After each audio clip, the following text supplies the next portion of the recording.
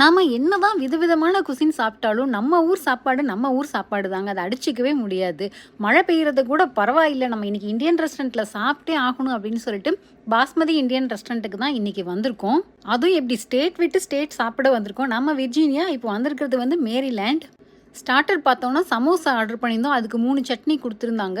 அதுக்கப்புறமா வந்து அப்பளம் ஆர்டர் பண்ணியிருந்தோம். அதுக்கு வந்து மேங்கோ சட்னி ஆர்டர் பண்ணியிருந்தோம். அந்த மேங்கோ சட்னி வந்து புளிப்பு, உப்பு, உரப்பு எல்லாமே அதில இருந்துச்சு. அதுக்கப்புறமா மெயின் டிஷ் பார்த்தோம்னா, பன்னீர் நான், பட்டர் நான், அதுக்கப்புறம் ரைஸ் வந்துட்டு அது ஆர்டரோடே வந்தது.